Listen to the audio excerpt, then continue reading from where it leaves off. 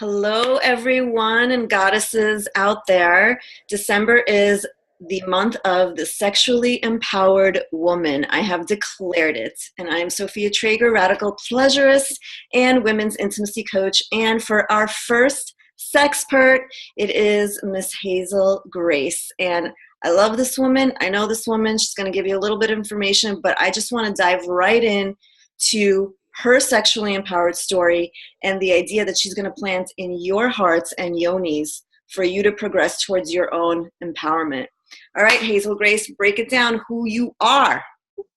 Oh, who I am or the story? Yeah. Which one? Well, tell us who you are first. Sure.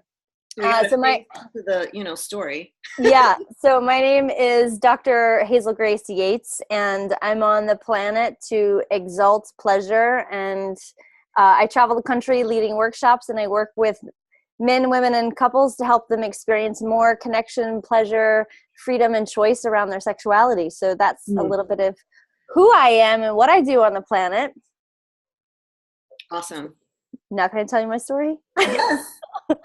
Okay. So it happened this last year at BurningMan. So this was like 3 months ago. And as I begin to tell you this story,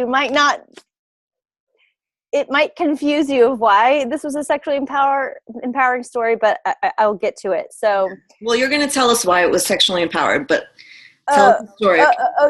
Yes. So I met this beautiful man at like 11 p.m. and somehow we ended up gallivanting through the night and going dancing, and we were just laughing and playing and having so much fun. And at some point he revealed to me that he is married.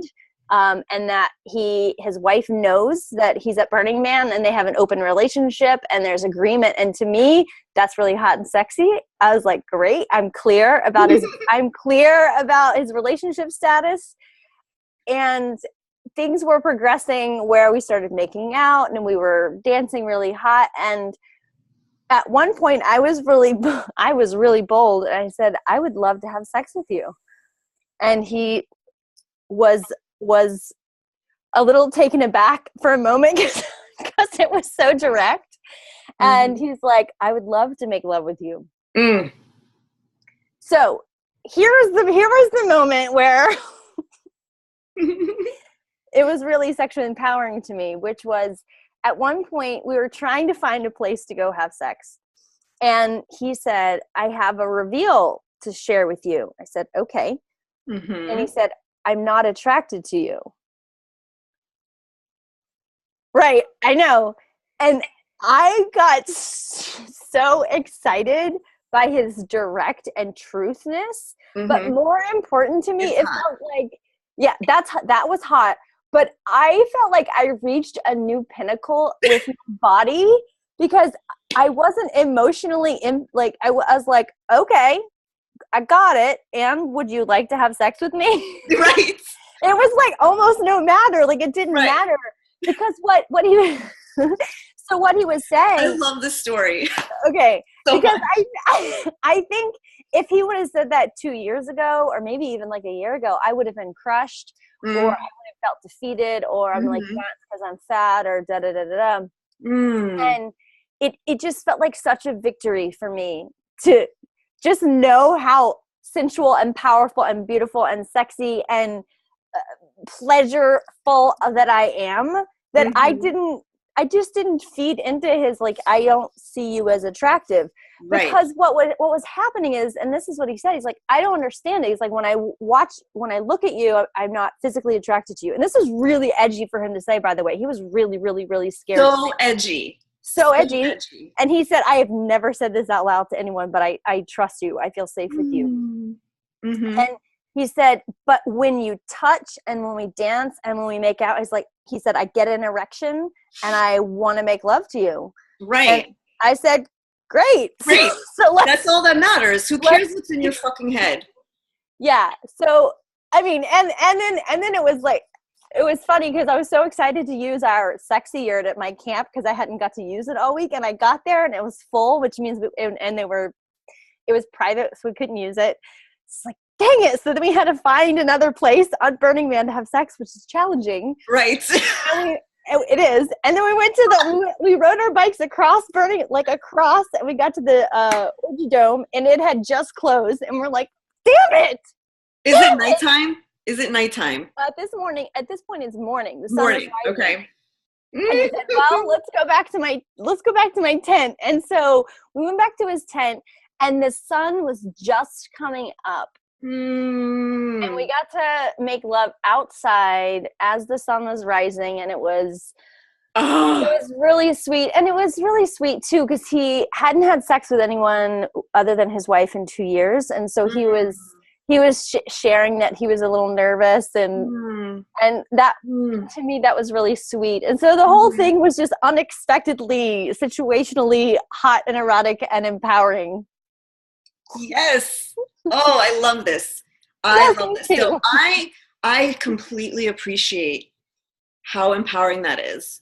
For those that are like, I don't get it. What is an idea that you can plant into the hearts, souls, yonis of women so that they can move towards their own emotional, spiritual, physical, and sexual empowerment? From my years of body shame and this belief that I'm overweight, or I'm not attractive enough, or whatever fucking enough, that my attraction and my arousal and my sensuality has not a goddamn thing to do with how big or small my body is. It has everything to do with my heart and my hips and my soul and my yesness within myself. And that's what he was attracted to and turned on by. It didn't matter what the fuck my body looked like when I was like dancing and grooving with him. He was like into the energy and my power and my turn on. So I guess just I want women to remember, it's really our attraction and turn on is really from within, and it isn't really about what we look on the outside.